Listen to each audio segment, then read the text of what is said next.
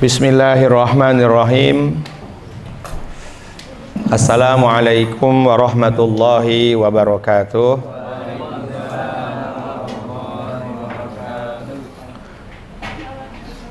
Alhamdulillahi rabbil alamin. Hamdan wa syukran wa salaman ala sayyidina Rasulillah. Alhamdulillahi ala kulli hal. Ashhadu an la ilaha illallah wahdahu la syarikalah. Wa ashhadu anna sayyidana wa nabiyyana wa maulana wa sanadana Muhammad sallallahu alaihi wasallam adada khalqihi wa ridha nafsihi wa zinata arshihi wa midada kalimatihi fi kulli lamhatin wa nafasin adada ma wasi'ahu ilmullah. Qala Allah Ta'ala fi ayatihil karim, a'udzu billahi minasy syaithanir rajim. Fazkuruni azkurukum washkuruli wala takfurun.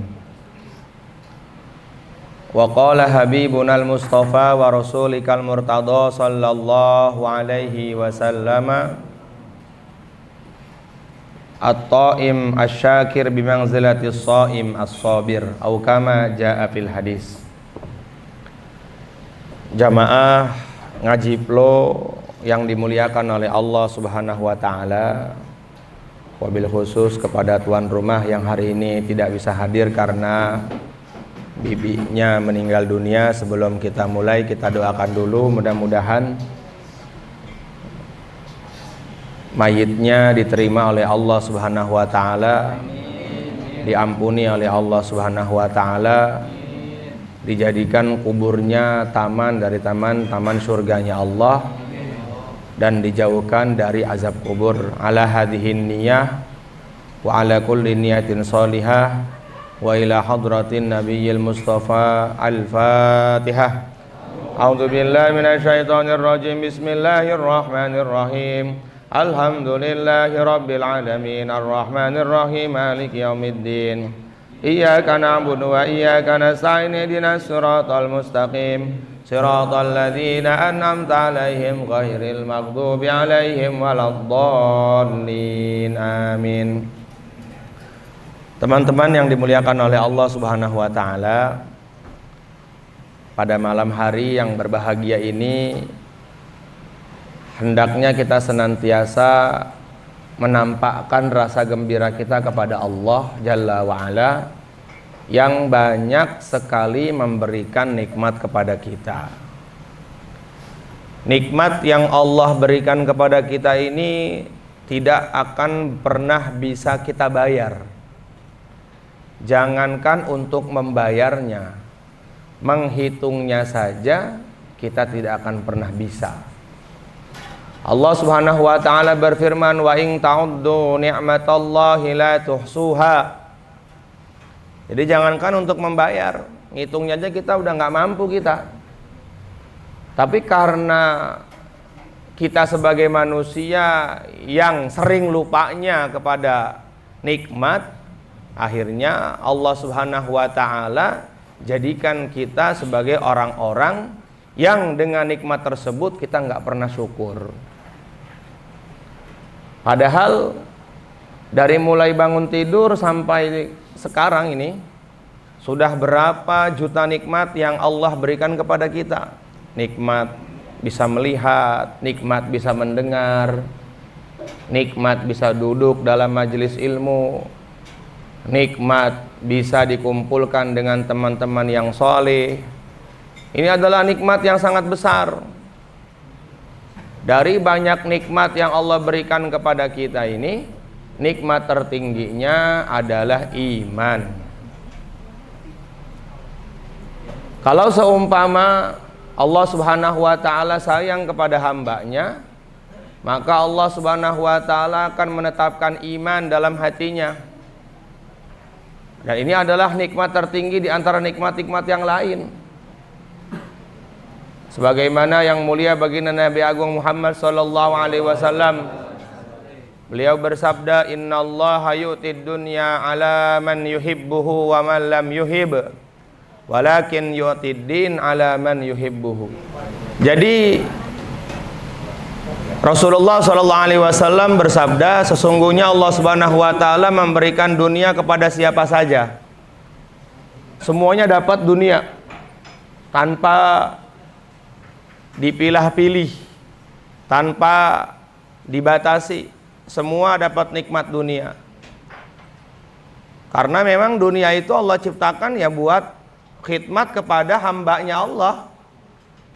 Sebagaimana Rasulullah bersabda, ad-dunya khuliqat lakum wa antum khuliqtum lil akhirah. Dunia itu diciptakan oleh Allah untuk manusia, manusia diciptakan oleh Allah untuk agama. Jadi dunia itu diciptakan oleh Allah Subhanahu wa taala untuk semua hambanya Allah. Siapapun dapat nikmat dunia. Orang kafir dapat nikmat dunia. Orang munafik dapat nikmat dunia. Orang beriman dapat nikmat dunia. Hambanya Allah yang tidak diberikan akal sekalipun dapat nikmat dunia. Sayyidina Abbas radhiyallahu ta'ala anhu, beliau mengatakan, sesungguhnya Allah Subhanahu wa taala menciptakan dunia atas 3 bagian. Innallaha khalaqad dunya salasata ajza.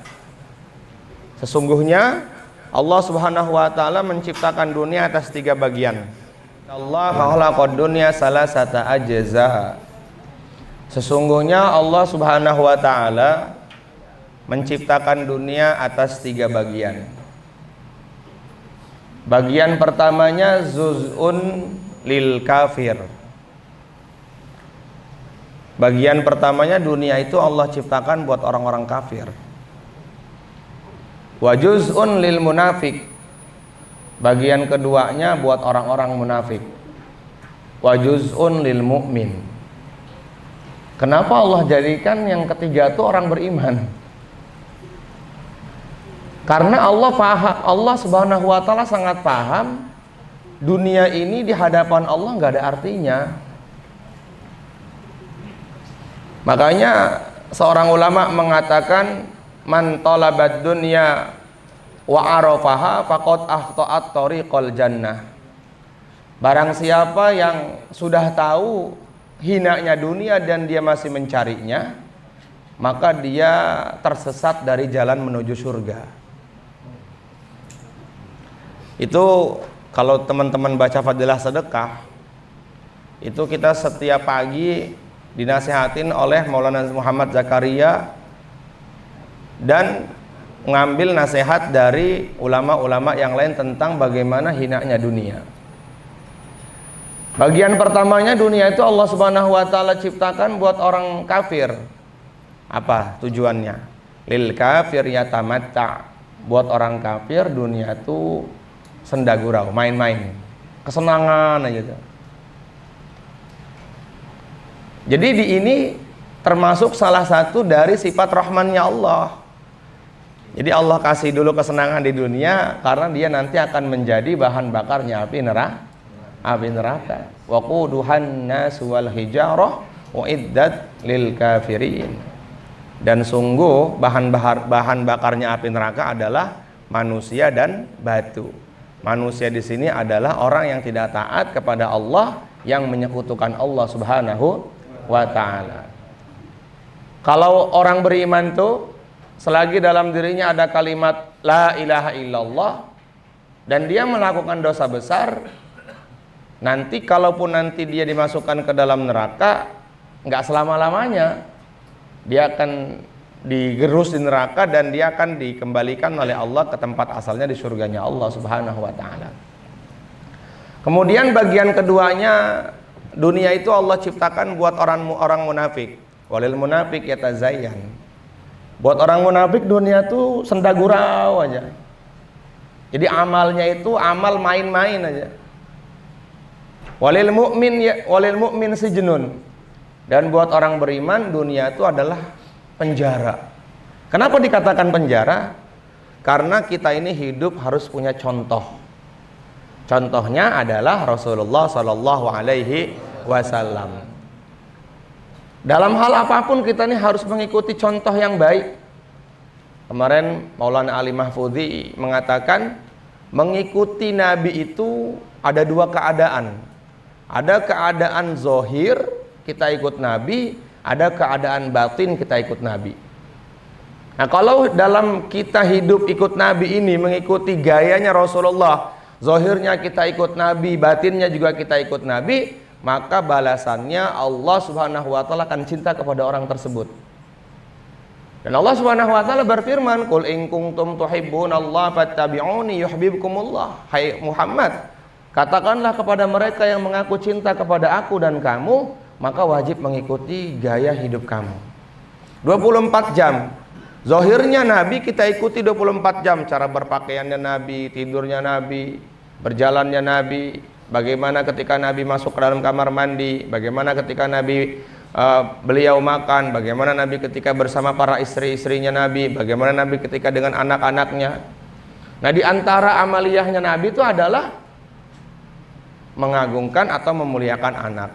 Itu Imam Ghazali mengatakan min adabil anbiya takrimul aulad. Di antara adabnya para nabi adalah memuliakan anak. Jadi memuliakan anak itu termasuk bagian dari amaliyahnya para nabi. Ini kadang-kadang anak salah sedikit marahnya Masya Allah. Ya. Jadi ini katanya kita mau ikut Nabi 24 jam. Maka kalau kata Maulana Ali kemarin, 24 jam di sini ada zahir, ada batin. Nah, batinnya ini yang paling berat. Batinnya Nabi itu bagaimana setiap umat kita pikirkan semuanya masuk ke dalam surganya Allah Subhanahu wa Ta'ala. Ini dunia ini Allah berikan nih kepada siapapun. Walakin yutiddin, akan tetapi nikmat agama alaman yuhibbuhu, itu hanya Allah berikan kepada orang-orang yang Allah cintai saja. Makanya banyak sekali hadis-hadis tentang bagaimana Allah cinta kepada seorang hamba. Yang paling populer tuh biasa saya sampaikan adalah may yuridillahu bihi khairan yufaqihu fiddin. Barang siapa yang dikehendaki kebaikan oleh Allah dalam hidupnya, Allah Subhanahu wa Ta'ala akan fahamkan dia dalam perkara agama. Akan Allah sibukkan dia dalam kebaikan-kebaikan. Kita ini bersyukur nih, Allah Subhanahu wa Ta'ala telah pilih kita dari banyak sekian hamba. Kita termasuk orang-orang yang dipilih oleh Allah Subhanahu wa Ta'ala. Allah jadikan kita orang beriman, menjadi umat Nabi, diberikan taufik bisa duduk dalam majelis ilmu. Ini termasuk bagian dari rezeki Allah. Jadi jangan sampai kita menganggap rezeki itu hanya uang. Bukan, itu bagian dari rezeki. Tapi rezeki terbesar, rezeki terbaik adalah iman. Rezeki terbaik adalah Islam. Nah, ketika Allah Subhanahu wa Ta'ala cukupkan kita dengan rezeki yang berupa dunia, maka kita harus bersyukur juga. Dan itu jadi cobaan juga buat kita.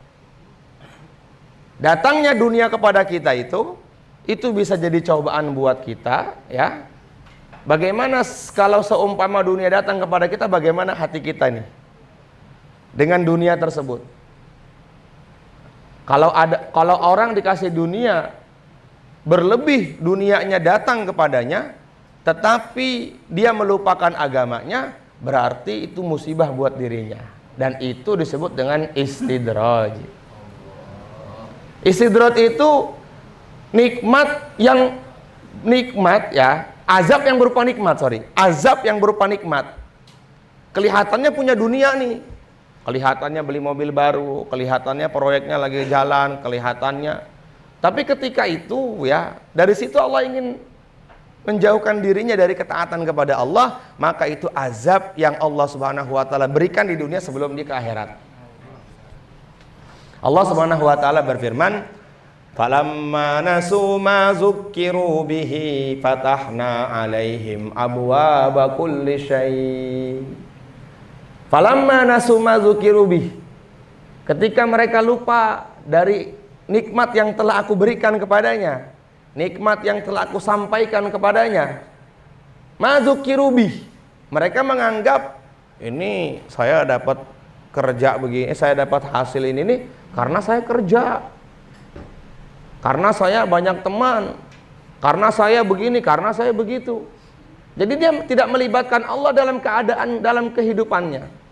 Hatta idza farihu bima utu, kata Allah, sampai mereka tertawa terbahak-bahak melupakan nikmat tersebut dengan apa yang Allah berikan kepadanya.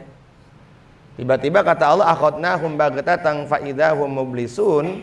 Ketika mereka sudah lupa, tertawa terbahak-bahak, lupa atas nikmat tersebut, maka Allah ambil seketika. Buat Allah mah sangat mudah ngambil nikmat dari kita itu. Ya, kita kerja susah payah 70 tahun pengen jadi orang kaya, udah dapat rumah mewah, mobil mewah, istri cantik, tiba-tiba tsunami. Mudah sekali buat Allah. Jadi hendaknya kita senantiasa bersyukur kepada Allah. Apa makna syukur itu? Makna syukur itu kata Imam Ghazali, alla ta'siyallaha bima'asillah. Kamu tidak menyalahgunakan nikmat yang telah Allah berikan kepada kamu. Itu makna syukur terbaik tuh. Sehingga Imam Ghazali membagi syukur itu menjadi 3 dalam kitab Mukasyafal Qulubnya. Yang pertama asyukru bil lisan. Syukur yang kita ucapkan dengan lisan kita, memuji Allah, alhamdulillah. Nabi bersabda, afdhalud du'ai alhamdulillah. Sebaik-baiknya doa adalah alhamdulillah. Dalam kitab Tanbih Lughafil itu tadi saya baca maghrib, ketika teman-teman makan, setelah makan baca alhamdulillah, alhamdulillahilladzi at'amani hadzat ta'am wa razaqanihi min ghairi haulin minni wala quwwah. Kata Nabi, barang siapa yang setelah makan baca doa tadi, maka dosanya Allah ampuni setahun yang datang, setahun yang lalu, setahun yang akan datang. Hanya ucapan alhamdulillah. Ini jangan dikira ini enteng, berat ini bagi orang-orang yang enggak Allah pilih ini. Habis makan lupa aja, ngobrol aja. Jadi Allah ridho kepada seorang hamba, wa idza akala aklatan hamidallah, kata Nabi. Ketika dia makan, dia mau ingat alhamdulillah ala kulli hal. Maka jawabannya apa, Mir? Kalau lagi makan tuh? Alhamdulillah, lakal hamdu wa lakal syukru. Alhamdulillah, lakal hamdu wa lakal syukru. Itu diajarkan tuh dalam jamaah tuh, adab-adabnya makan itu. Makan aja tuh makan tuh, ketika kita ikut Nabi dengan mengucapkan alhamdulillah, pahalanya besar itu. Makan perutnya kenyang, dosa diampuni itu. Itu loh beruntungnya kita jadi orang beriman tuh, amal sedikit tapi keuntungannya besar itu. Amalnya cuma sedikit, balasannya surga selama-lamanya. Kebayang baiknya Allah sama kita itu. Ya, amalnya tuh nggak lama. Amalnya tuh cuma mengucapkan alhamdulillah. Maka balasannya diampuni dosa setahun yang lalu dan setahun yang akan datang. Itu kata-kata Nabi itu dalam hadis sahih. Istiqomah nggak kita makan setiap habis makan tuh baca alhamdulillah tadi. Alhamdulillahilladzi at'amani hadzat ta'am wa razaqanihi min ghairi haulin minni wala quwwah. Ya Allah, terima kasih Engkau telah memberikan nikmat makan kepadaku. Min ghairi haulin minni wala quwwah. Dari tempat yang kau nggak sangka-sangka, yang kita nggak bisa bikin satu butir nasi itu. Tapi Allah ngasih kita satu butir nasi, satu piring, bukan satu butir lagi. Maka balasannya adalah dosa kita diampuni oleh Allah Subhanahu wa Ta'ala. Itu loh jadinya nikmat orang beriman itu seperti itu. Apalagi dikasih nikmat yang besar. Maka kata Imam Ghazali, syukur pertama adalah yang pertama harus kita aplikasikan, yaitu dengan kita mengucapkan alhamdulillah ala kulli hal. Pernah saya ceritakan ya di sini ya, ada seorang ulama haji lagi di Arafah, dia mengucapkan alhamdulillah ala ni'matil iman wal islam. Tahun berikutnya dia haji lagi, dia mengucapkan doa yang sama, Alhamdulillah ala nikmatil iman wal Islam. Namanya wali, jadi bisa langsung melihat malaikat. Tiba-tiba ada 3 malaikat atau 10 malaikat turun, datang ke si wali tadi. Syekh, antum nih bikin capek saya. Kenapa? Kebaikan antum yang dulu antum buat itu sampai sekarang belum selesai saya tulis, antum sudah ngucapin kalimat yang sama. Bareng-bareng. Alhamdulillah ala nikmatil iman wal Islam. Siapa yang baca ini setiap pagi sama sore? Dalam riwayat, orang yang istiqomah baca ini, maka insya Allah imannya tidak akan dicabut oleh Allah. Apalagi kalau baca setiap pagi tuh raditu billahi robba wa bil islami dina wa bi sayyidina Muhammadin nabiyyan wa rasula wa bil qur'ani imama wa bil ka'bati qiblah wa bil mu'minina wal mu'minati ikhwana ala dzalika nahya wa ala dzalika namut wa ala dzalika nub'ats insyaallahu minal aminin. Kata Nabi dalam kitab Rabbul Hadis, barang siapa yang istiqomah baca itu, hari kiamat digandeng Nabi masuk surga. Angkat tangan yang baca itu setiap pagi. Set, dari 1000 orang cuma 3 orang nih yang baca nih. Ikutin saya, bismillahirrahmanirrahim. Raditu billahi rabba wa bil islami dina wa bi sayyidina Muhammadin nabiyyan wa rasula wa bil qur'ani imama wa bil ka'bati qiblah wa bil mu'minina wal mu'minati ikhwana ala dzalika nahya wa ala dzalika namut wa ala dzalika nub'ats insyaallah minal aminin alladzina la khaufun alaihim wa la hum yahzanun. Nah, mudah-mudahan barokah baca doa tadi, hari kiamat digandeng kita sama Nabi. Walaupun sekali. Tapi ini wajib hafal ini. Wajib dihafal, wajib dihafalkan. Orang tuh kalau baca doa itu terus setiap pagi sama sore sama maghrib, itu dalam riwayat nanti pas ditanya dalam kubur aman dia. Ya Yudo, man rabbuka? Allah. Langsung dia raditu billahi robba wa bil islami dina wa bi sayyidina Muhammadin nabiyyan wa rasula. Istiqomah ya, dibaca ya. Jangan cuma insyaallah, dihafalkan juga. Ya, bahkan dalam kitab Muntahab Ahadits dikatakan, barang siapa yang setelah azan mengucapkan raditu billahi robba halat lahu syafaati, maka syafaatku untuknya. Masya Allah. Ini baca muntahabnya ngantuk sih ya, baru mulai bismillah, assalamualaikum sudah bismika Allahumma ahya wa amut,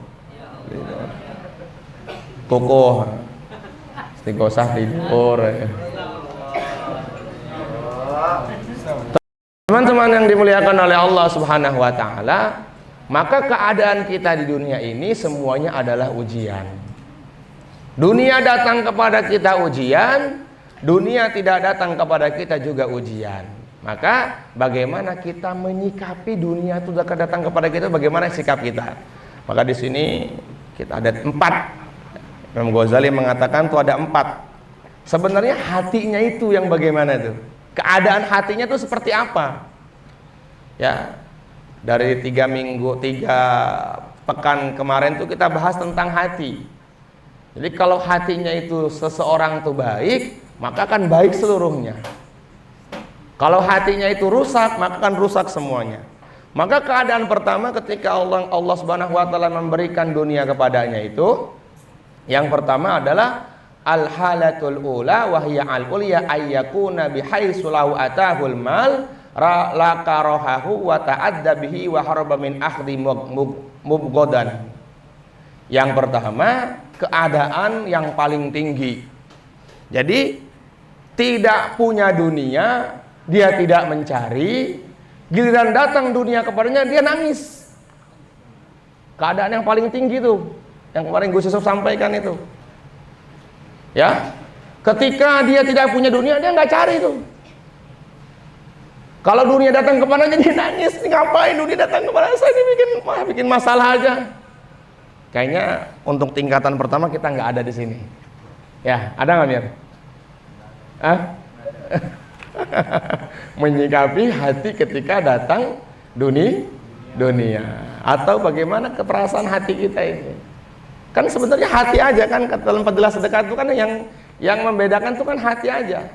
Bagaimana perasaan kita naik di Mercy dengan kita naik di bangku angkot itu bagaimana? Maka orang yang keren tuh ketika duduk di atas Mercy sama duduk di atas angkot itu sama aja keadaannya. Sama-sama mengantarkan ke tempat tujuan yang dia tuju. Nah, ini keadaan pertama. Yang pertama apa? Wahia al-ulya ayyakuna bihaitsu law atahu la karahahu wa ta'adda bihi wa haraba min akhdhihi mubghidan lahu. Ketika dia nggak punya dunia, dia nggak sedih. Ketika dunia nggak datang kepadanya, dia nggak ngoyo untuk mencari, enggak. Tapi kalau datang malah sedih. Contohnya siapa? Sayyidina Umar. Sayyidina Umar itu ketika dunia datang kepadanya nangis, ngejerit, nangis. Sekelas Umar nangis coba. Manusia yang paling ditakuti oleh seluruh makhluknya Allah. Bukan hanya syaitan yang takut kepada Umar bin Khattab, malaikat pun takut kepada Umar. Rasulullah mengatakan, Sayyidina Umar pernah bertanya kepada Nabi, ya Rasulullah, bagaimana keadaan Umar ketika nanti di dalam kubur? Keadaan Umar seperti keadaan sekarang. Oh, kalau gitu aman. Maka Sayyidina Ali ini pengen tahu keberaniannya Umar. Ketika Umar bin Khattab wafat, seluruh orang sudah meninggalkan makamnya Sayyidina Umar, Ali berada di atasnya, di atas kuburnya. Ini diceritakan dalam Hayatus Sahabat ini. Kemudian Sayyidina Ali kan kasyaf. Sayyidina Ali itu bisa melihat keadaan yang di luar nalar kita. Maka Sayyidina Umar didatangi oleh dua malaikat Munkar dan Nakir. Assalamualaikum ya Umar. Waalaikumsalam, kata Umar. Man robuk, ente nanya-nanya Tuhan gue, siapa Tuhan gue? Khalifah kedua nih, temannya Nabi nih. Lapor nih dua malaikat ini kepada Allah, ya Allah, ini orang saya tanya siapa Tuhannya, dia balik tanya man robbukuma, katanya. Man robbuka ya Umar, siapa Tuhan kamu? Kata Umar, man robbukuma. Sekarang siapa Tuhan kamu berdua? Dibalik tanya. Wah, kata Sayyidina Ali, shadaqa Rasulullah SAW. Benar Rasulullah SAW. Ditakuti oleh malaikat. Seluruh jin takut, seluruh makhluk takut. Kalau satu tempat dilewati oleh Umar bin Khattab, maka tempat itu sampai hari kiamat tidak akan dilewati oleh jin-jin jahat. Itu dalam fadilah, dalam kitab, dalam Bukhari itu dikatakan tentang Sayyidina Umar dulu pernah menjemur kurma yang basah yang dikeringkan. Hari pertama hilang. Kata Sayyidina Umar, berani-beraninya ada yang ngambil kurma gua ini. Hari kedua hilang tuh kurma lagi yang dijemur, pengen dikeringkan itu. Hari ketiga ditunggu. Ternyata itu ada jin yang kepalanya babi, kakinya ayam. Lagi malingin kurmanya Umar. Sama Sayyidina Umar ditarik, ditempeleng. Lu nggak tahu nih kurma siapa? Dari situ nggak ada lagi namanya setan maling-maling itu. Madinah aman di zaman para sahabat itu. 100 tahun di zaman para sahabat itu aman, nggak ada lagi maling-maling itu. Sehingga setan itu mengatakan jangan lagi maling di Madinah, itu semua kurma milik Umar bin Khattab. Daripada tempeleng lu kayak gua. Iya. Tapi pernah menangis dalam satu keadaan. Kapan? Ketika dunia berlimpah datang kepadanya. Ditanya, mata bekik ya Umar, apa yang menyebabkan engkau menangis wahai Umar? Beliau mengatakan dalam fadilah sedekah itu, bagaimana aku tidak menangis? Padahal kan ini datang harta kepadamu. Ya bagaimana aku tidak menangis? Kalau harta ini baik, maka harta ini akan Allah datangkan kepada Rasulullah. Kalau harta yang datang sekarang baik, maka harta ini akan datangkan kepada Abu Bakar As-Siddiq. Kenapa di zaman Rasulullah Allah nggak datangkan harta kepada beliau? Kenapa di zaman Abu Bakar Allah nggak datangkan harta kepada beliau? Berarti kalau datang kepada saya, berarti harta ini adalah keburukan untuk diri saya. Maka disedekahkan semuanya. Datangnya sedih. Kalau kita gimana? Kalau kita mah dari kedukun pengen jadi orang kaya, terus nggak kaya-kaya lagi. Astagfirullah. Nggak kaya-kaya. Nauzubillah. Kalau pengen kaya itu baca Waqiah. Kan kaya nggak cuma kaya harta. Kaya sesungguhnya apa kata Nabi? Hati lagi. Laisal ghina an kasratil arad, walakinnal ghina ghinan nafas, kata Nabi. Kaya itu bukan dari banyaknya harta. Bukan kamu beli ini bisa, beli itu bisa, bukan. Itu bukan orang kaya. Kaya itu kata Nabi ketika kamu syukur atas apa nikmat yang Allah berikan kepada kamu, tuh kaya udah tuh. Alhamdulillah, pakai spesi yang joknya sudah dicakar-cakarin sama kucing. Itu spionnya yang satu nunduk, yang satu liket kata gitu. Tahu saking tawadunya itu spion. Motornya Amir kita itu. Masya Allah. Amir tuh bukan nggak mau beli, emang zuhud dia. Benar. Amir tuh masya Allah. Apa zuhud itu? An-nazru ila dunya bi aini zawal. Memandang dunia tuh sama kayak yang lain udah. Ya gua naik motor spesi sama gua naik motor Vespa yang sekarang sama aja kok, nyampe juga. Keren tuh orang kayak gitu tuh. Amir. Ini Amir kita nih. Allah Akbar. Keadaan pertama tuh, kita nggak mungkin sampai kepada tingkatan itu. Ya. Keadaan yang kedua adalah ayyakuna bihaitsu la yarghabu fihi raghbatan yafrahu li husulihi wa la yakrahuhu karahatan yata'adda biha wa yazhadu fihi lau atahu. Tidak punya harta, dia biasa aja. Punya harta ya biasa aja. Wa hadza al-halatu yusamma radiyan. Orang yang seperti ini disebut dengan orang yang radi, orang yang ridho. Masya Allah. Jadi ketika dia punya ya dia alhamdulillah. Nggak punya juga dia nggak marah-marah. Jadi dia senantiasa keadaannya tuh sama. Itu para sahabat tuh. Para sahabat itu punya uang di rumah, nggak punya uang di rumah, punya makanan di rumah, nggak punya makanan di rumah, tuh sama aja mukanya kayak gitu. Kalau kita ketahuan. Kalau kita ini punya uang senyum. Kalau nggak punya uang nyender tuh kata Bang Diken di dinding Masjid Al-Maidah. Itu orang-orang yang nyender di masjid itu berarti orang-orang nggak punya uang kata Bang Diken. Itu biasanya kalau udah tanggal 1 sampai tanggal 10 Mir. Nyender jabis di Cigogo 1. Ari itu nyender. Kenapa Ri? Dari kontrakan baru separuh nih gitu. Coba jadikan keadaan kita tuh raut wajah tuh sama aja tuh.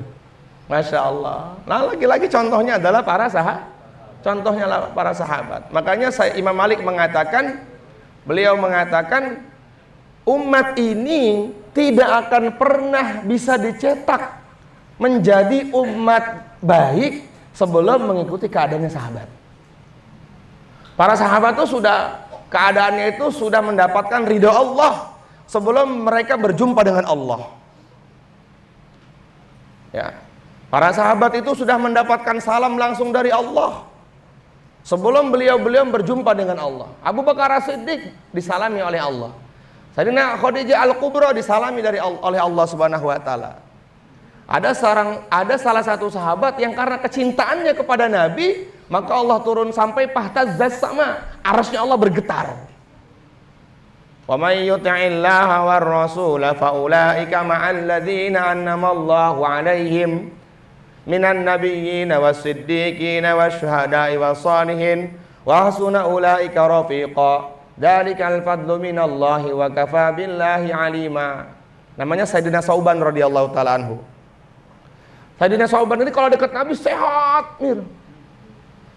Nah, kalau udah keluar dari majelis Nabi itu loyo kayak nggak makan sebulan.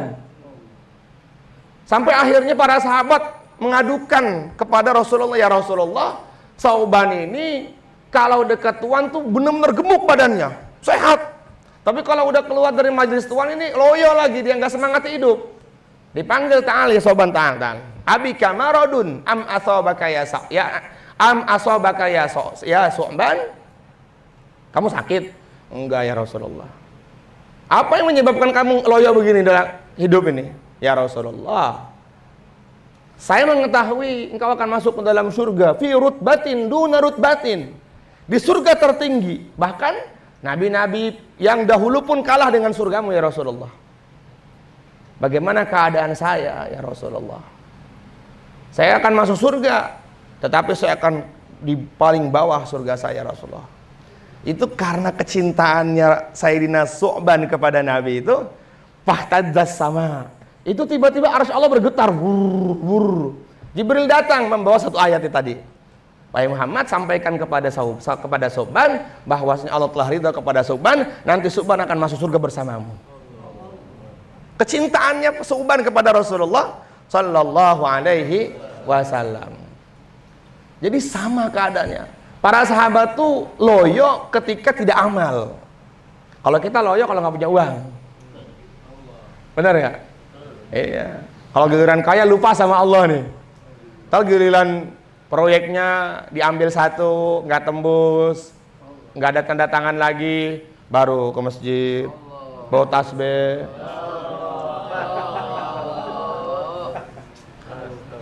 Yang diucapin Allah. Innal insana li rabbih lakanud. Sesungguhnya manusia tuh banyak melampaui batas, lupa terus sama Allah. Ya, nauzubillah min zalik. Jangan kayak Qarun ya. Sebelum kaya taat sama Allah, pas udah kaya lupa kepada Allah. Jangan. Maka keadaan yang kedua adalah rodin. Jadi rodin itu adalah tidak punya harta, dia tidak bersedih. Ketika punya harta dia biasa saja. Rodin tuh. Datang dunia kepadanya, alhamdulillah. Hilang darinya juga alhamdulillah. Kalau bahasanya Amir tuh qadarullah. Itu qadarullah itu adalah kalimat untuk belajar ikhlas. Kenapa? Karena setiap keadaannya orang beriman tuh pasti baik. Kata Nabi, ajibtu lil mu'min, innallaha la yaqdi qada'an lil mu'min illa ma kana khairan lahu, kata Nabi dalam hadis Muslim. Saya tuh heran sama orang beriman, kata Rasulullah. Apapun keadaan yang Allah berikan kepadanya itu baik untuk dirinya. Iya. Orang beriman tuh teman-teman, dalam kitab Muntahab Ahadits bab Ikramul Muslimin, kalau kena duri, ban kita bocor, kaki kita kena tulang, kan perih sedikit tuh. Terus kita astagfirullah, itu derajat kita naik 100 derajat di hadapan Allah. Tapi itu akan hilang ketika kita ngeluh. Ya Mbak Gita aja, Mbak Gina ya, Mbak Gita aja jangan ngeluh ya. Jangan ngeluh. Orang beriman tuh yang kena durinya aja kalau dia sabar naik derajatnya. Apalagi kalau sakitnya pusing, sakitnya Masya Allah, mohon izin stroke, sakitnya komplikasi, sabar dia. Masya Allah, surga tanpa hisab itu. Innama yuwaffas sabiruna ajrahum bighairi hisab. Surga tanpa hisab itu hanya Allah berikan kepada mereka yang bisa sabar. Sabar tuh ketika kapan sih? Sabar tuh ketika ujian datang dia ingat Allah, sabar tuh. Ada seorang wanita, anaknya meninggal dunia, menangis di atas kuburnya. Kata Nabi, alangkah bahagianya kamu ketika kamu pas ditinggal oleh anak kamu mengucapkan inna lillahi wa inna ilaihi rajiun. Kata si wanita tadi, ya Rasulullah, hari ini sekarang saya sabar. Nabi mengatakan as-sabru indama sadmatil ula. Sabar tuh ketika ujian datang pas kepada kamu, yang pertama kali kamu ucapkan adalah Allah. Bisa begitu? Bisa? Mbak, kita bisa belajar ya. Harus belajar. Mir, sorry ya Mir, bemper mobil nabrak tong, qadarullah. Tapi lecetnya banyak banget Mir, terus gua ganti deh. Udah tat qadarullah. Udah kering catatan itu di sana. Kita belajar ikhlas tuh kayak.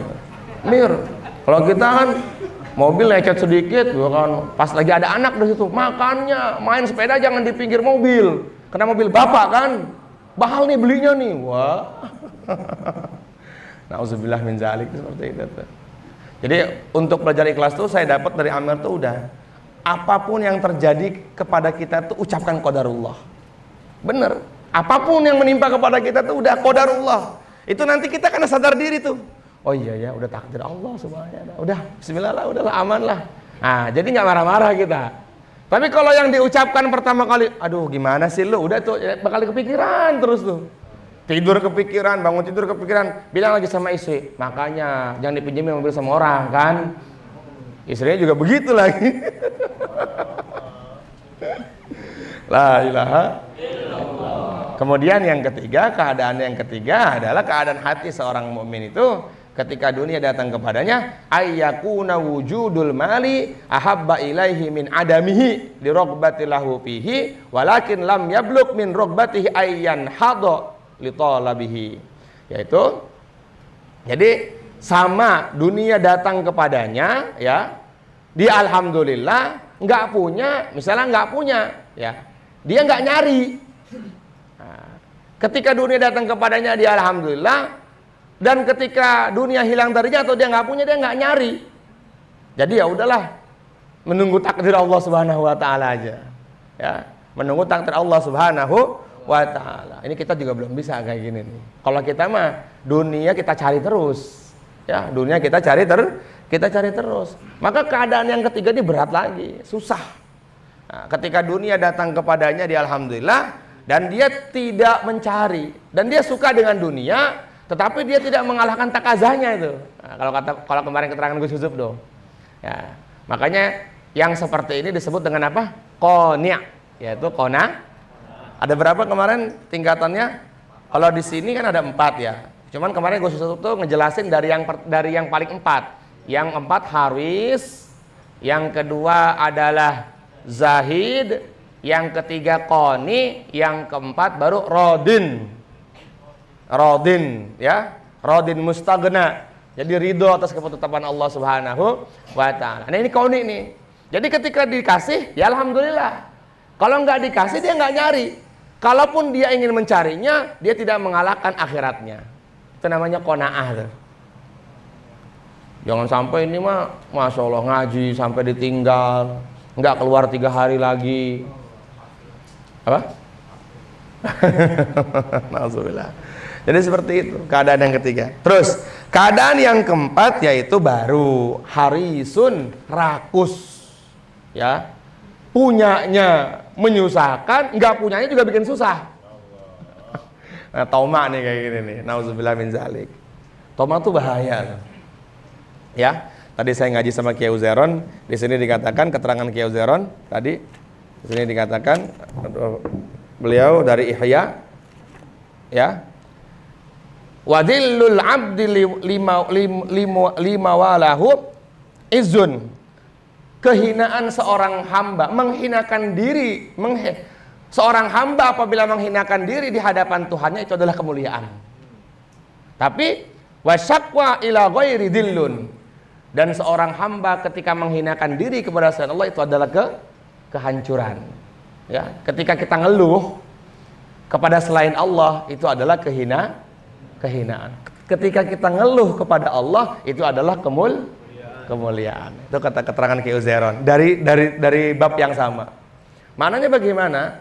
Maknanya orang beriman itu ngeluhnya aja harus kepada Allah Subhanahu wa taala. Sebagaimana Rasulullah sallallahu alaihi wasallam ketika beliau pulang dari Taif, ditawarkan oleh malaikat-malaikat ingin menghancurkan orang-orang Taif, beliau mengatakan ilaika ashku dha'fa quwwati, ya Allah, aku adukan keluh kesahku ya Allah. Nah, itulah orang beriman. Ini jangan punya keluh tulis di status, ya Allah hari ini anak sakit, status WhatsApp. Akhirnya temennya tahu, nggak punya air galon aja tulis nggak punya air galon itu. Ya Allah nggak punya air galon, sedih amat ya, kering begini sekarang. hina di hadapan Allah, ya. Di hadapan Allah dia hina, di hadapan makhluk juga dia hina. Kalau pas lagi hijrah, akhirnya orang yang baca statusnya apa? Tuh kan, gara-gara hijrah jadinya miskin. Tuh kan, gara-gara hijrah akhirnya susah hidupnya.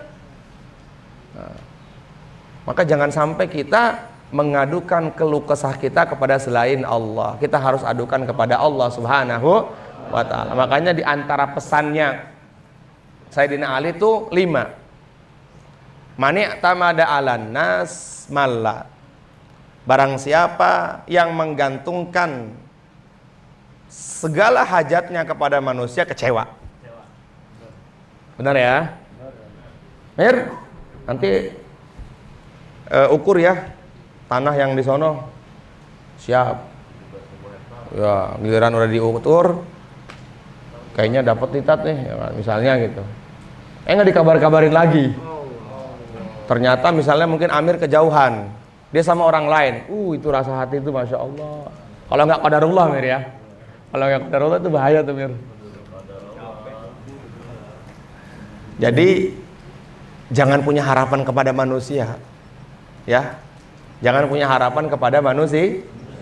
Kalau punya harapan kepada manusia pasti kecewa. Kecewa nggak? Kecewa. Dijanjiin nanti dapat 2,5% dari gue, giliran udah dapat kabur dia. Terus kata Sayyidina Ali, wa man i'tamada 'ala malihi qalla.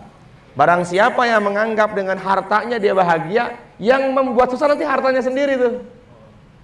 Pikirnya kan gini, nanti kalau gue punya Harley, gue bahagia kali ya. Dia beli Harley, akhirnya setiap hari harus dipanasin, nggak dipanasin sebulan aja akinya tekor, ya kan? Itu kata Mas Rido, berapa hari akinya Harley tuh, Bang Arifin? 15 juta. Akinya Harley 8 juta. 8 juta. Masya Allah. Nanti belum lagi perawatan. Wah, jadi dibudakin kita sama harta kita. Jadi jangan pernah menganggap kebahagiaan itu datang dari harta. Nggak ada. Kebahagiaan itu mutlak. Kalau kita dalam 6 sifat itu, sesungguhnya kebahagiaan, kesuksesan manusia dan jin hanya Allah letakkan pada amal agama sempurna. Itu jangan cuma diomong tuh, tapi dirasakan, diperhatikan, difikirkan. Oh iya ya, itu cuma ngomong doang sih, ngomong ngantuk. 6 sifat, berdiri satu-satu, udah gitu lupa lagi. Nah, jadi yakini kebahagiaan kita tuh dalam mengerjakan perintah Allah, yakin. Terus yang ketiga kata Sayyidina Ali, wa man i'tamada 'ala aqlihi dhalla. Siapa yang menganggap dengan akalnya dia sempurna, dia bahagia, maka yang menyesatkan dia pertama kali adalah akalnya. Jangan merasa saya ini pintar, ya, saya bisa mengerjakan semuanya. Nanti gara-gara akalnya itu dihancurkan oleh Allah Subhanahu wa ta'ala. Qarun itu kan orang paling pintar dia, tetapi Allah hancurkan dia. Dia menganggap katanya, saya punya harta ini karena saya cerdas. Ini orang nih bisa kayak gini karena saya. Wah, kalau udah bahasnya karena saya tuh hilang semua amal itu. Jangan. Kemudian yang terakhir, wa man i'tamada 'ala, apalagi tadi pertama apa? 'Alan nas malla 'alal aqli qalla adalla 'ala malihi qalla. Berarti 4. Maka kita sandarkan kepada Allah Subhanahu wa taala, wa man i'tamada 'ala Allah. Barang siapa yang menyandarkan semuanya kepada Allah, la malla, dia nggak akan kecewa. Wala qalla, dia tidak akan dibudakkan oleh dunianya. Ya. Wala dalla, dia tidak akan terhinakan. Wala dolla, dan dia tidak akan tersesat. Ini pesanan Sayyidina Ali. Jadi kalau kita pengen hidup bahagia tuh udah sandarin aja Allah ya, insyaallah ya. Kita makanya pengajian itu intinya adalah bagaimana setiap hidup kita ini kita bawa kehidupan kita dalam agama yang sempurna, wujudkan Allah dalam kehidupan kita. Dan dalam Al-Quran itu semuanya sama. Dalam Al-Quran itu siapa yang taat dia bahagia, yang gak taat dia sengsara. Udah gitu aja.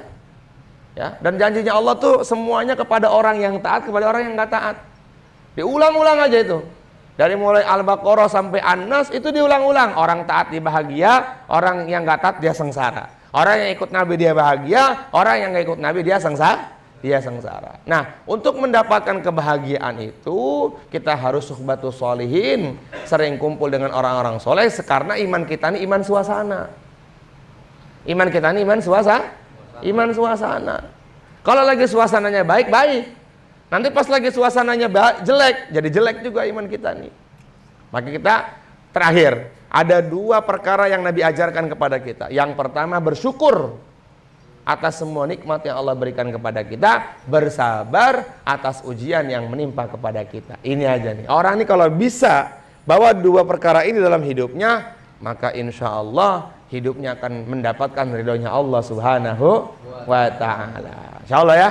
Nah, di antara tanda syukur kita adalah jangan maksiat. Orang tuh kalau maksiat berarti tandanya dia nggak syukur.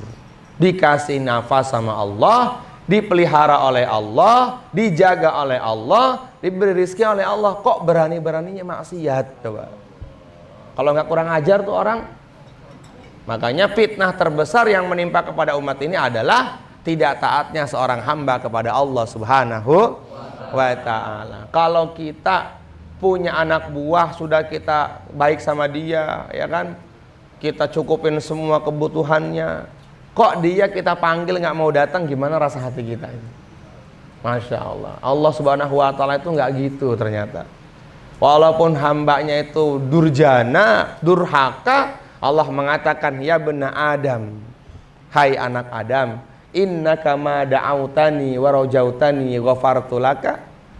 Kalau kamu datang kepada saya dengan membawa semua dosa-dosa kamu, kata Allah nih Pak, Ibu, perhatikan ini, ghafartu laka, aku ampuni dosa-dosa kamu. Insyaallah ya. Jadi jangan putus asa dari kita bertaubat kepada Allah Subhanahu wa ta'ala. Kita ini belum pernah ngebunuh. Dalam Duratun Nasihin itu pernah disebutkan ada seorang preman sudah membunuh 99 orang. Datang ke kiai yang kurang tepat. Mungkin kiainya yang suka ngebid'ahin kali ya. Mungkin kiainya Wahabi kali. Mungkin. Saya pengen taubat. Saya udah ngebunuh 99 orang ini. Wah, kamu gak bisa diterima sama Allah kamu tuh. Dosa paling besar itu adalah membunuh. Wah. Akhirnya neraka tempatnya. Si kiainya itu mengatakan satu ayat, wa man qatalahu mu'minan muta'ammidan fajazaohu jahannamu khalidan fiha wa ghadiballahu alaihi wa la'anahu wa addalahu adaban alima.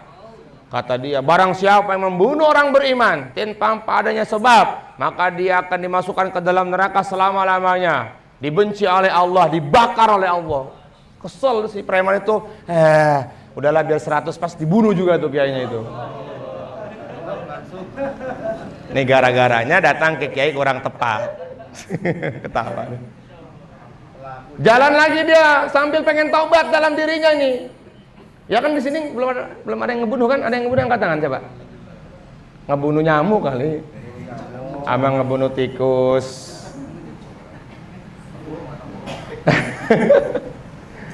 Datang ke ulama yang rosih, keimanannya alim, hikmah, syekh. Saya baru selesai membunuh yang ke-100. Saya mau taubat. Oh, silakan bertaubat. Rahmatnya Allah lebih luas daripada 7 lapis langit. Nabi bersabda, Allah berfirman, inna rahmati wasi'at taghlibu ghadabi. Kata Allah, ampunanku sangat luas. Akhirnya dia bertaubat kepada Allah dengan mengucapkan, ya Allah, ighfirli, ya Allah. Tiba-tiba mati. Maka malaikat itu semuanya turun, berdebat. Ini orang ini dimasukkan kemana ini? Kata Allah, karena taubatnya itu masukkan dia ke dalam surga dengan rahmatku. Jadi teman-teman ini punya Tuhan tuh baik kita ini. Sebanyak apapun dosa yang kita kerjakan, kalau mau datang kepada Allah dengan hina ya, Jangan datang kepada Allah tapi sambil main-main dengan hina, menghinakan diri serius sungguh-sungguh kepada Allah. Ya Allah, saya telah pernah mencuri ya Allah. Ya Allah, saya pernah melakukan hal-hal yang kau nggak ridhai ya Allah. Apa kata Allah? Kata Allah, hai ya bani Adam, innaka ma da'autani wa rajautani ghafartu laka ala ma kana fika wa la ubali. Itu loh, Allah tuh kerennya itu apa? Ketika kita sudah datang, kata Allah, kamu saya ampuni dan saya nggak akan lagi ngelihat dosa kamu yang kemarin itu. Nggak diseritain.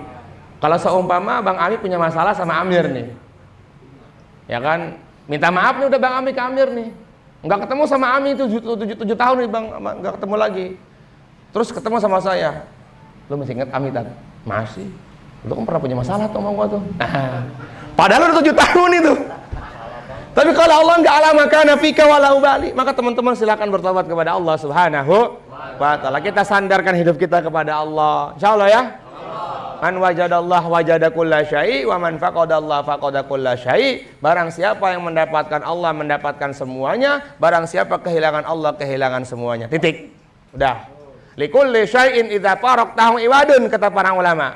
Segala sesuatu itu kalau hilang ada gantinya. Tetapi kalau kita kehilangan Allah nggak akan mungkin ada gantinya. La ilaha illallah. Dah, cukup insyaallah jam 10. Ada request-nya enggak usah lama-lama Mir ya. Ayo ada pertanyaan nggak, silakan. Ayo bertanya. Ayo. Bertanya silakan.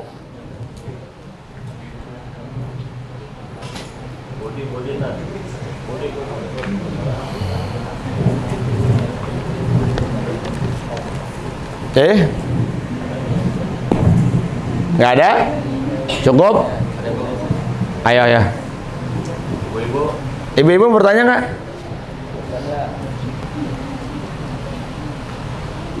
Silakan.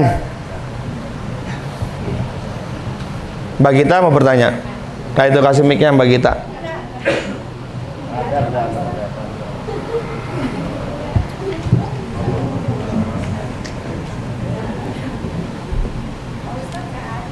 Oh nggak ada. Insya Allah udah ngerti. Oh udah ngerti. Oh ya, Umi Bonansa. Baik Umi. Ustaz, tapi di luar temanya. Iya. Assalamualaikum warahmatullahi wabarakatuh. Waalaikumsalam warahmatullahi. Cerita sedikit aja Ustaz. Karena saya di rumah sama kedua orang tua. Ini waktu subuh ya Ustaz ya. Iya. Kalau ibu sama ayah. Kalau apa? Ibu sama ayah. Oh ya. Bangunnya jam 3, setengah 3 sudah bangun. Masya Allah. Tapi saya bangunnya jam 3. Kata saya bilang, Mama daripada ini masuk lagi ke tengah tidur gitu. Nanti aja sudah subuh baru tidur ke kamar mandi gitu kan. Itu gimana?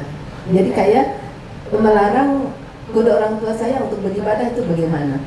Kenapa? Emang ada masalah apa dilarang? Masalahnya kan kalau ayah bisa berjalan, kalau ibu kan harus mandi dulu semua. Oh gitu, karena semua sudah ini sakit ya?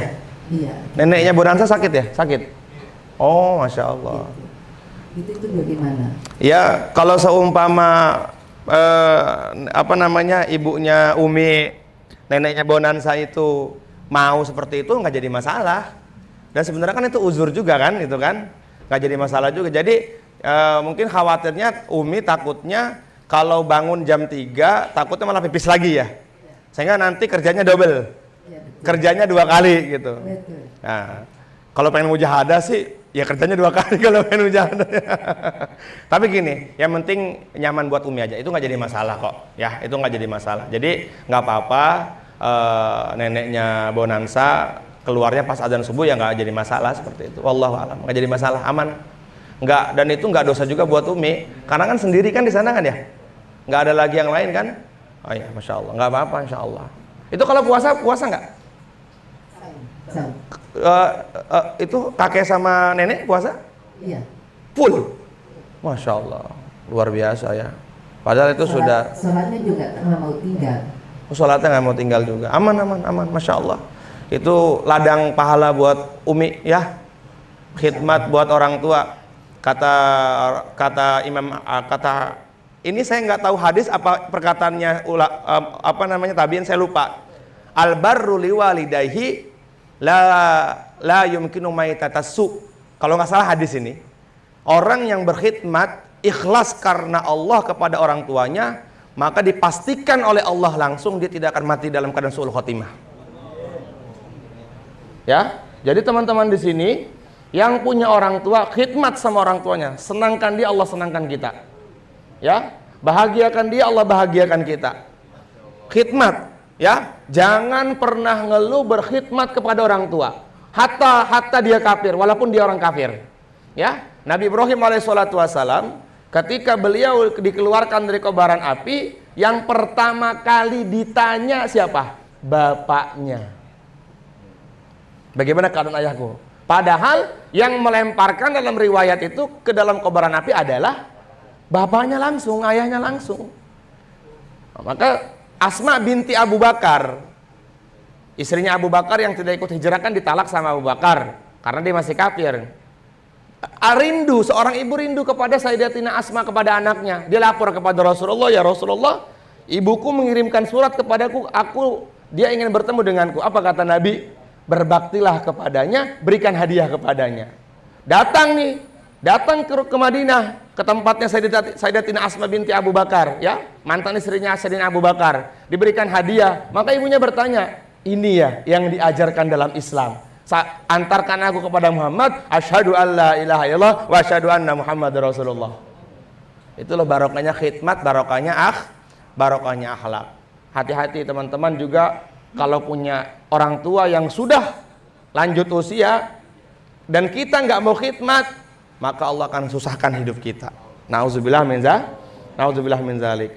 Ketika Rasulullah naik ke atas mimbar pada tanggal 1 Syawal, beliau berkhutbah. Di tangga pertama Nabi mengatakan amin, di tangga kedua Nabi mengatakan amin, di tangga ketiga Nabi mengatakan amin. Singkat cerita, dari salah satu 3 amin tadi, malaikat Jibril membisiki telingaku dan dia mengatakan, wahai Muhammad, celaka bagi umatmu siapa yang menemukan kedua orang tuanya sudah lanjut usia tetapi malah menyebabkan dia masuk ke dalam neraka karena dia tidak mau khidmat kepadanya.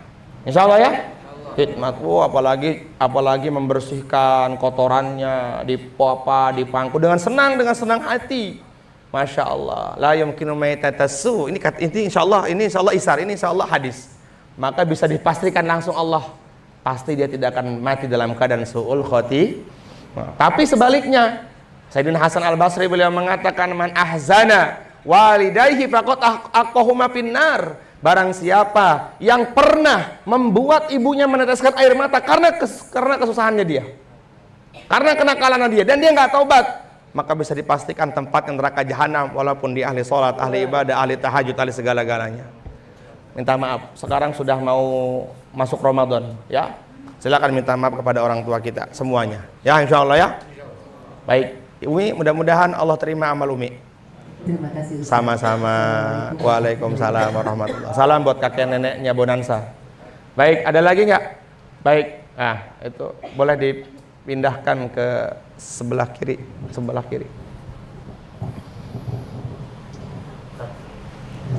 Assalamualaikum warahmatullahi wabarakatuh, Ustaz. Waalaikumsalam. Di luar tema ya Ustaz, ini sebenarnya pertanyaan yang kemarin kita ngaji di sana di masjid. Oh baik. Yang pertama, waktu itu kan membahas masalah utang ya Ustaz ya. Jadi saya punya jadi almarhum ayah saya itu punya hutang sama keluarganya, sama adiknya gitu. Tapi adiknya ini udah meninggal juga.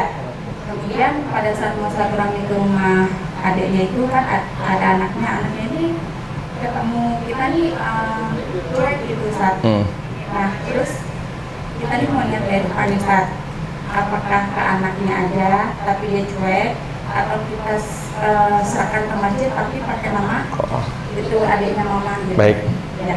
Yang kedua Ustaz, kan kemarin Ustaz membahas masalah waktu kerja jangan dipakai untuk berbuat yang zalim. Iya. pertanyaannya, kalau misalnya kerjaan kita udah selesai nih Ustaz, Ya. tapi jam pulang kerja masih lama, kemudian kita gunakan misalnya untuk buat amalan atau pencebutan atau isi waktu sampai pulang kerja itu masih disebut Dolim apa enggak? Ya, terima kasih Ustaz. Assalamualaikum.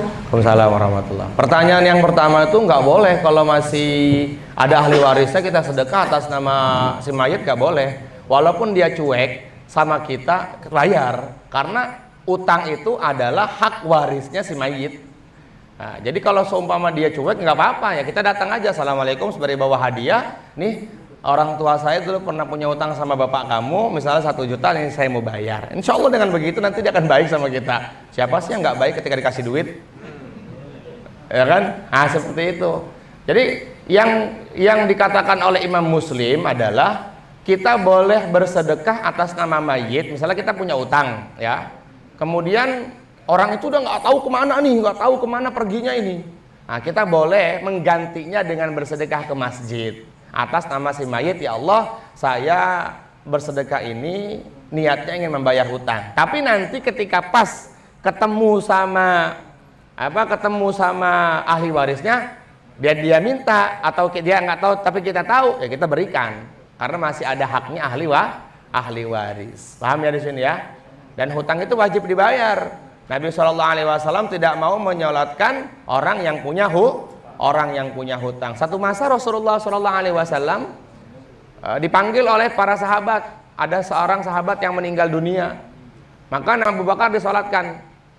Bukan Abu Bakar. Akhirnya Rasulullah meninggalkan si mayit tadi.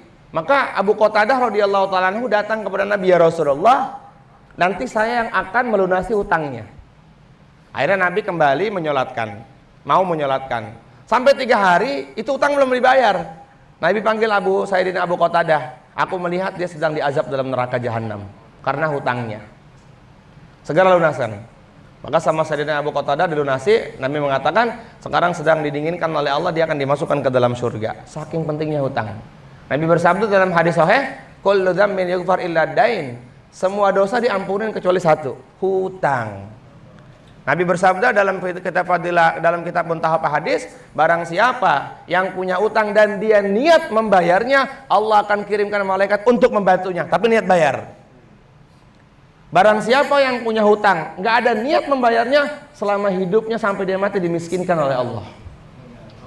Di Muntahab ada Pak itu. Hati-hati. Nah, kemudian yang ketiga, itu tanya sama bos kantornya, Pak, yang kedua, kalau seumpama kerjaan saya sudah beres nih, sementara waktu pulang kerja masih ada 1 jam, kalau saya pakai buat amal aman nggak? Kalau aman ya udah. Kalau seumpama bosnya bilang kerja ini yang lain lagi, mungkin nyapu-nyapu, ngelap-ngelapin kaca, itu. Jadi tergantung bosnya aja. Ya insya Allah ya. Tapi kalau dipakai buat amal sih malah bagus sih menurut saya itu, insya Allah. Ya insya Allah ya, seperti itu. Wallahu a'lam. Ada lagi? Satu lagi? Cukup insya Allah? Baik, insya Allah nanti Sabtu malam Ahad pas tanggal 15 Sya'ban, usahakan semuanya beramal ya insya Allah ya. Di sini dikatakan ada 5 malam yang kalau kita berdoa maka tidak akan ada penghalang antara doa kita dengan Allah Subhanahu wa taala. Di antaranya adalah yang pertama yaitu malam pertengahan nisfu Sya'ban. Ya. Dan awal malam Rajab. Kemudian yang ketiga yaitu malam hari Arafah.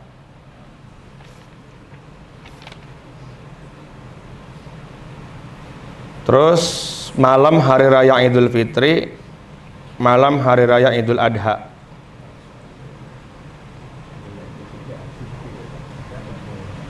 Di sini dikatakan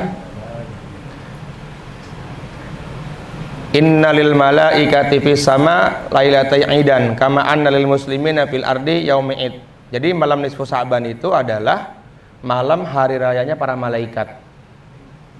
Ya. Jadi sekarang ini 10 Sya'ban. masuk 15 Syaban itu Sabtu malam Ahad. Usahakan Sabtu malam Ahad itu pergi sama keluarganya setelah sholat Isya aja. Habis maghrib itu jangan pergi kemana-mana. Amal di antara amaliyah yang diajarkan, perhatikan ini, oleh para ulama terdahulu, baca Yasin 3 kali ya, baca Yasin 3 kali sama keluarga. Nanti saya bikin biasanya di Masjid Al-Maidah tuh ada orang yang bawa galon. Ya, kalau bisa di Al-Uswa bikin juga tuh bawa galon, bikin nisfu Sa'ban tuh. Nggak apa-apa, bikin gebrakan baru di Al-Uswa ya, Pak. Wah. Baca Yasin bareng-bareng, baca marhaban. Bawa toren. Ya. Nih, perhatikan nih. Kata para ulama, man ahya, hadis riwayat ini dalam Imam Munzir mengatakan, man ahya lailatal id wa lailatan nisfi min Sya'ban, barang siapa yang menghidupkan malam hari raya Id atau menghidupkan malam nisfu Sya'ban. Jadi menghidupkan malam nisfu Sya'ban tuh yang paling simpel tuh gini, habis maghrib amal, habis isya jangan maksiat, udah. Habis isya mau tidur, mau makan sama keluarga, yang penting jangan maksiat aja. Itu sudah dikatakan menghidupkan malam nisfu Sa'ban. Maka kata para ulama, lam yamut qalbuhu yauma tamutul qalb. Maka Allah akan hidupkan hatinya dikala hati-hati pada mati pada hari kiamat. Nah, dibuat insya Allah ya. Kapan jadi nanti? Sabtu malam Sabtu malam Ahad. Yang anak-anak ngaji plo, yang ngaji di sini nggak ada kemana-mana, dan semuanya buat amal. Kalau seumpama baca Quran belum bisa, sholawat kepada Nabi, karena bulan nisfu Sa'ban ini termasuk bulannya Rasulullah Sallallahu Alaihi Wasallam. Wa fihi nazalat ayatun ta'ziman di Rasulillah. Bulan Sa'ban adalah bulan di mana Allah mengagungkan Rasulullah SAW. Maka para ulama mengambil kesimpulan di antara amal yang terbaik di bulan Sya'ban adalah perbanyak sholawat, karena ini bulannya Rasulullah Sallallahu Alaihi Wasallam. Ada berapa, 4 atau 3 ya kemuliaan bulan Sya'ban. Yang pertama tahwilul kiblah, perpindahannya kiblat. Nanti minggu depan saya bahas lagi lah. Yang kedua turfa'ul amal. Jadi setiap tahun tuh kita ada amal tahunan yang dilaporkan kepada Allah. Yang ketiga, bulan ini bulan di mana Allah menurunkan ayat memuji Rasulullah. Innallaha wa malaikatahu ila akhir itu. Yang keempat, orang yang mati tahun besok, kayak Pak Rukim kan mati nih, kemarin meninggal nih, ya kan? Yang kemarin tuh Oktober apa November sih? Oktober ya? November ya. November itu sudah dilaporkan dulu tuh kepada Allah tuh. Nisfu Sa'ban tahun lalu. Ya Allah, nanti tahun 2024 kayaknya Amir Andi gitu misalnya. Pas nisfu Sa'ban itu. Lagi tahajud. Lagi baca Quran. Pas lagi keluar 4 bulan jalan kaki.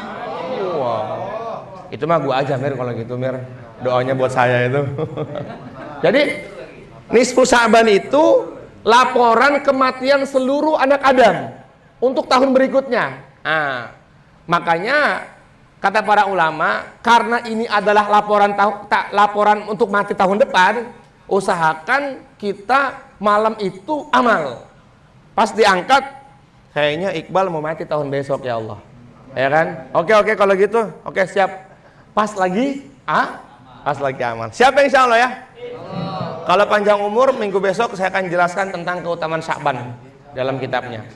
Allahumma sholli wa sallim wa barik ala sayyidina Muhammad wa ala ali sayyidina Muhammad fil alamin innaka Hamidum Majid. Rabbana ighfir lana dzunubana wa israfana fi amrina wa tsabbit aqdamana wa ansurna 'alal qaumil kafirin. Allahumma ati nufusana taqwaha wa zakkiha anta khairu man zakkaha anta waliyuha wa maulaha. Rabbana ighfir lana dzunubana wa li ikhwanina alladhina sabaquna bil iman wa la taj'al fi qulubina ghillan lil ladzina amanu rabbana innaka ra'ufur rahim. La ilaha illallah wahdahu la syarikalah ahadan samadan lam yalid wa lam yulad wa lam yakul lahu kufuwan ahad. Allahumma barik lana fi Sya'ban, Allahumma barik lana fi Sya'ban, Allahumma barik lana fi Sya'ban, Allahumma barik lana fi Sya'ban, warhamna fi Sya'ban, waftah lana fi Sya'ban, adkhilna al-jannatal firdaus bighairi hisab. Allahumma barik lana fi Sya'ban wa ballighna Ramadan, ballighna Ramadan lihya ila ilatul qadar bi rahmatika ya Allah, ya Allah, ya arhamar rahimin, ya awwalal awwalin, ya akhiral akhirin, ya dzal quwwatil matin, ya rahimal masakin, ya arhamar rahimin. Nas'aluka bima'akidil izzi min arsyik wa muntaha rahmati min kitabik wasmikal a'zam wa jaddikal a'la wa kalimatika tammati kulliha an taghfir lana khatayana wa tuyassira umurana wa tufarrija humumana wa qurubana wa taqdiya hajatina wa duyunana wa tufahimana wa tufahima bina wa tunawwirana wa tunawwira bina wa taj'alna ya Allah sababan liman ihtada. Allahumma ij'al qaryatana hadhihi kal madinatil munawwarah fi ahdi Rasulillah sallallahu alaihi wasallam. Allahumma ij'al hayatana ka hayati sahabah, Allahumma ij'al hayatana ka hayati sahabah, Allahumma ij'al mautana ka mauti sahabah, Allahumma ij'al fikrana ka fikr Rasulillah sallallahu alaihi wasallam.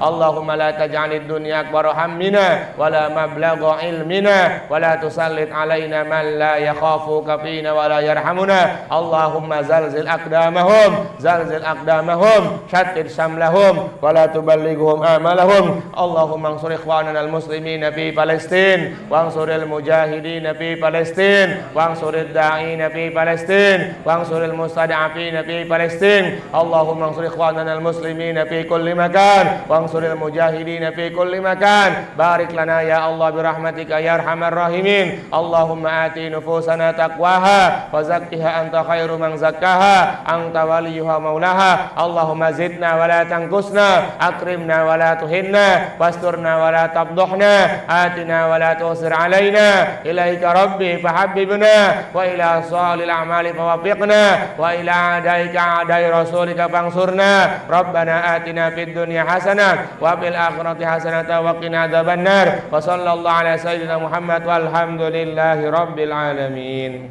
Salatullah